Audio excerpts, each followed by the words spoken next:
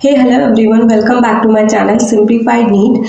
तो चलिए आज हम लोग बात करेंगे 2026 में आने वाले नीट के फुल सिलेबस, अपडेटेड सिलेबस के बारे में आज हम देखेंगे। ठीक है, तो यहाँ पे पहले ही देखते हैं हम फिजिक्स का। तो फिजिक्स में हमें यहाँ पे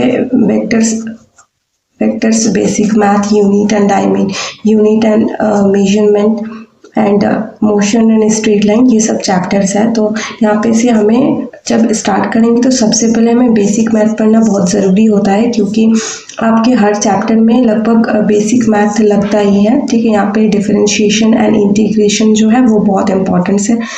ठीक है, और उसके बाद ये तो काइनेमेटिक्स के सारे चैप्टर्स हो गए। ठीक है, और देन उसके बाद यहाँ पे जो क्लास 12 के जो चैप्टर्स है तो इनमें से ये आखिर के जो चैप्टर है ये dual nature of radiation and matter, atoms and nuclei, semiconductor, ये बहुत ही इंपॉर्टेंट है क्योंकि यहाँ से हर बार बहुत ज़्यादा क्वेश्चन आने की प्रोबेबिलिटी होती है। ठीक है, तो हमें ये चैप्टर्स बहुत अच्छे से करने होते हैं।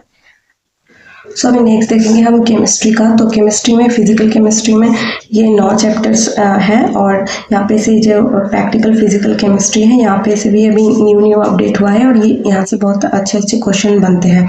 ठीक है, और उसके बाद आप लोगों को ये सम बेसिक कॉन्सेप्ट ऑफ जो केमिस्ट्री है ये बहुत अच्छे से करना होता है, क्योंकि यहाँ के सारे कॉन्सेप्ट्स इन सारे चैप्टर्स में भी लगते हैं। और उसके बाद आते हैं ऑर्गेनिक केमिस्ट्री। तो ऑर्गेनिक केमिस्ट्री में आपको जीओसी वाला पार्ट ये बहुत अच्छे से करना होता है, और उसके बाद ये आइसोमेरिज्म्स ये भी बहुत अच्छे से करना पड़ता है, और ये आपको ये हाइड्रोकार्बन्स है तो ये बहुत अच्छे से करना पड़ता है, क्योंकि यहाँ से ही आपको क्वेश्चंस बहुत ज़्यादा मिलते हैं, और ये सारे चैप्टर्स इस चैप्टर से लिंक है। ओके, तो आपको मस्ट ये चैप्टर्स बहुत अच्छे से करने हैं। फिर उसके बाद आता है प्रैक्टिकल ऑर्गेनिक केमिस्ट्री। तो आपको ये भी मतलब ये भी आपको करना पड़ेगा, ये बहुत इम्पोर्टेंट है। ठीक है, और क्योंकि ये नया नया ऐड हुआ है तो इसमें से क्वेश्चंस आने की प्रोबेबिलिटी बहुत ज़्यादा होती है। ठीक है, और ये बायोमॉलिक्यूल्स है तो आप इसको, बस छोटा चैप्टर है, आप थोड़ा सा ही पढ़ेंगे और आपको क्वेश्चंस मिल जाएंगे इनसे अच्छे खासे। और उसके बाद है इनऑर्गेनिक केमिस्ट्री। तो इनऑर्गेनिक केमिस्ट्री में आपको ये तो मस्ट है, ये चैप्टर बहुत अच्छे से पढ़ना है, पीरियोडिसिटी। ओके, एंड देन आपको chemical bonding and molecular structure ये भी बहुत अच्छे से पढ़ना है, क्योंकि यहाँ से भी बहुत अच्छे अच्छे क्वेश्चंस बनते हैं। और उसके बाद आपको सॉल्ट एनालिसिस पढ़ना है। सॉल्ट एंड मतलब ये सारे चैप्टर्स जैसे ना आप थोड़ा सा ही पढ़ेंगे तो आपको डायरेक्ट क्वेश्चंस वहाँ से मिल जाएंगे। ओके, सो नेक्स्ट है बायोलॉजी। तो बायोलॉजी में हम ना क्लास 11 के देखते हैं। तो क्लास 11 में ये सारे चैप्टर्स जो आप देख रहे हैं ये तो अच्छे हैं, लेकिन यहाँ पे जो मॉर्फोलॉजी ऑफ फ्लावरिंग प्लांट है ना, यहाँ पे कुछ न्यू फैमिलीज ऐड हुए हैं, तो आप लोगों को ये मस्ट पढ़ना है। ये आपको आपकी एनसीईआरटी में नहीं मिलेंगे शायद, तो आपको अलग अलग जगह से करना पड़ेगा। ठीक है, और उसके बाद ये कॉकरोच एंड फ्रॉग ये भी ऐड हुआ है।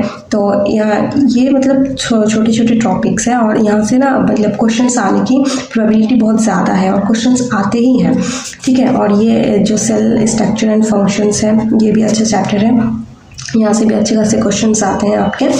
और उसके बाद यहाँ पे जो आपको structural organisation and in animal है ना, तो ये चैप्टर आपको जो टिश्यू वाला पार्ट है एनिमल टिश्यू का, तो वो आपके नई एनसीईआरटी से हटा दिया गया है, तो इसीलिए आपको पुरानी एनसीईआरटी से उसमें से पढ़ना पड़ेगा, और वहाँ से क्वेश्चंस आते हैं। ये बट हट गया है, बट यहाँ से क्वेश्चंस आते हैं बहुत ज़्यादा। ठीक है, तो ये तो हो गया। एंड देन ये जो ये चैप्टर्स है, ये जो कुल 6 चैप्टर्स है ये आपके बहुत ही इंपॉर्टेंट चैप्टर है। ठीक है, ये ह्यूमन फिजियोलॉजी का बहुत ही इंपॉर्टेंट चैप्टर है। एंड देन यहाँ पे आपको क्लास 12 के देखने पड़ते हैं। तो क्लास 12 में आपको तो ये सब है, तो ये भी अच्छा चैप्टर है, और ये भी बहुत अच्छा चैप्टर है। ये बहुत छोटा चैप्टर है और यहाँ से क्वेश्चंस आते ही हैं। ठीक है, तो आपको ये वाला चैप्टर करना पड़ेगा अच्छे से। एंड उसके बाद ये जो पॉपुलेशन ऑर्गेनिजम्स एंड पॉपुलेशंस है, और इकोसिस्टम्स एंड बायोडाइवर्सिटी है, तो ये चैप्टर्स आपको करने पड़ेंगे। मतलब ये छोटे छोटे चैप्टर हैं और यहाँ से बहुत सारे क्वेश्चंस आपको मिल जाएंगे, और ये चैप्टर भी बहुत इंपॉर्टेंट है। और ये वाला चैप्टर ये तो बहुत ही इंपॉर्टेंट है, क्योंकि ये छोटा चैप्टर है और इसके लाइन मतलब डायरेक्ट एनसीईआरटी लाइन से ही वो क्वेश्चंस उठा के दे देते हैं, तो आपको ये पढ़ना पड़ेगा। ठीक है, तो आप लोगों को आई होप ये वीडियो समझ में आई होगी कि आपको कैसे कैसे मतलब कौन से चैप्टर में वेटेज ज़्यादा है, तो आपको वो चैप्टर्स पढ़ने पड़ेंगे। तो ठीक है, आज का वीडियो यहीं तक ही रहेगा। Thank you so much for watching and subscribe my channel simplified NEET.